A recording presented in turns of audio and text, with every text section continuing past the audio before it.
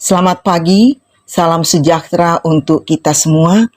Puji Tuhan, kita bertemu lagi dalam waktu teduh Gereja Toraja Jemaat Bogor, diambil dari Renungan Harian Toraya, edisi hari Rabu, 18 Januari 2023. Firman Tuhan pagi ini akan kita dengarkan dari kitab Injil Lukas, pasal 5 ayat yang pertama hingga ayatnya yang ke-11. Sebelum membaca dan merenungkan bersama firman Tuhan, mari mohon tuntunan Roh Kudus. Kita berdoa. Bapa kami yang di sorga, pagi ini kami mengucap syukur karena Tuhan masih mengaruniakan waktu untuk menjalani kehidupan ini.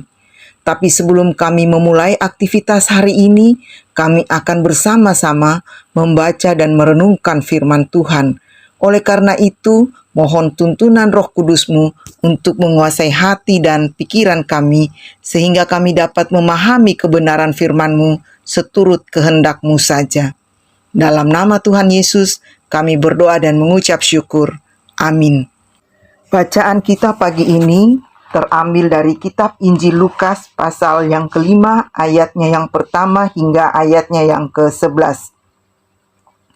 Pada suatu kali, Yesus berdiri di pantai Danau Genesaret. Sedang orang banyak mengerumuni dia hendak mendengarkan firman Allah. Ia melihat dua perahu di tepi pantai. Nelayan-nelayannya telah turun dan sedang membasuh jalannya. Ia naik ke dalam salah satu perahu itu, yaitu perahu Simon, dan menyuruh dia supaya menolakkan perahunya sedikit jauh dari pantai. Lalu ia duduk dan mengajar orang banyak dari atas perahu. Setelah selesai berbicara, ia berkata kepada Simon, "Bertolaklah ke tempat yang dalam dan tebarkanlah jalamu untuk menangkap ikan." Simon menjawab, "Guru, telah sepanjang malam kami bekerja keras dan kami tidak menangkap apa-apa. Tetapi karena Engkau menyuruhnya, aku akan menebarkan jala juga." Dan setelah mereka melakukannya, mereka menangkap sejumlah besar ikan, sehingga jala mereka mulai koyak. Lalu mereka memberi isyarat kepada teman-temannya di perahu yang lain, supaya mereka datang membantunya. Dan mereka itu datang, lalu mereka bersama-sama mengisi kedua perahu itu dengan ikan hingga hampir tenggelam. Ketika Simon Petrus melihat hal itu, ia pun tersungkur di depan Yesus dan berkata, "Tuhan, pergilah daripadaku, karena aku ini seorang berdosa." Sebab ia dan semua orang yang bersama-sama dengan dia takjub oleh karena banyaknya ikan yang mereka tangkap. Demikian juga Yakobus dan Yohanes, anak-anak Zebedeus, yang menjadi teman Simon.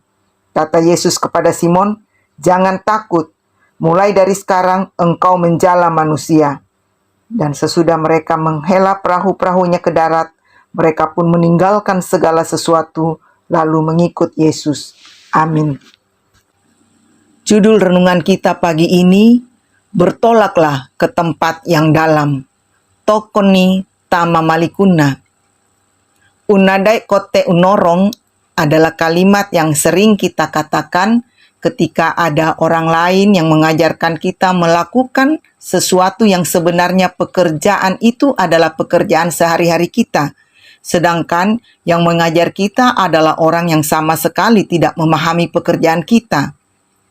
Sebuah kisah menarik ketika Yesus menjumpai Simon dan rekan-rekannya telah berada di pinggir pantai membersihkan jalannya setelah mereka kembali dari mencari ikan. Namun mereka tidak mendapat apa-apa. Yesus naik ke perahu dan menyuruh mereka untuk menggeser perahunya sedikit jauh ke pantai. Yesus ikut naik ke perahu, dan dari atas perahu Yesus mengajar orang banyak. Setelah mengajar, Yesus menyuruh mereka bertolak ke tempat yang lebih dalam. Simon memahami apa maksud Yesus, bahwa mereka akan disuruh menangkap ikan lagi. Itulah sebabnya Simon langsung menjawab bahwa mereka sudah semalaman mencari ikan dan mereka tidak mendapat apa-apa. Jawaban Simon mengandung makna bahwa sebagai orang yang sudah berpengalaman tidak perlu diajar lagi bagaimana untuk mendapatkan ikan. Yesus yang bukan nelayan tidak perlu mengajari mereka. Namun demikian, mereka tetap menghargai perintah Yesus. Karena engkau yang menyuruh, aku akan menebarkan jala juga. Ayat 5. Dan ternyata karena mereka mengikuti Yesus, maka mereka berhasil mendapat banyak ikan. Jangan pernah sangsi terhadap jaminan Tuhan. Pengalaman dan kemampuan kita tidak dapat menjamin hasil yang kita harapkan. Bagi Tuhan tidak ada yang mustahil. Karena itu, ikutlah perintahnya dan yakinlah bahwa melalui perintahnya ada jaminan yang tidak akan pernah mengecewakan kita. Amin. Mari kita berdoa. Tuhan Bapa dalam surga, terima kasih untuk firman yang sudah kami dengarkan. Mampukan kami untuk selalu taat dalam melakukan perintah-Mu, karena dengan ketaatan kami akan menikmati janji penyertaan Tuhan dalam hidup kami. Tuhan berkarya dalam kehidupan kami, dan kami selalu menjadi saluran berkat Tuhan bagi sesama. Kami berdoa untuk berbagai pergumulan hidup yang dihadapi oleh jemaat Tuhan, apakah itu masalah kesehatan, pekerjaan, finansial, rumah tangga, atau apapun juga. Tuhan, berikan kekuatan dan jalan keluar untuk setiap pergumulan jemaat-Mu.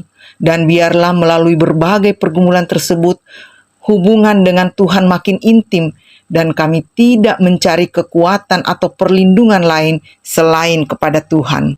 Untuk jemaat yang bersukacita karena berbagai alasan, Tuhan sempurnakan sukacita mereka, dan segala ungkapan syukur dipanjatkan kehadirat Tuhan. Pimpin kami sepanjang hari ini dan hari selanjutnya. Biarlah kami selalu melakukan hal yang menyenangkan hati Tuhan. Jauhkan daripada kami melakukan hal yang tidak berkenan di hadirat-Mu. Dalam nama Tuhan Yesus, kami berdoa dan mengucap syukur. Amin. Demikian waktu teduh pagi ini. Tuhan Yesus memberkati.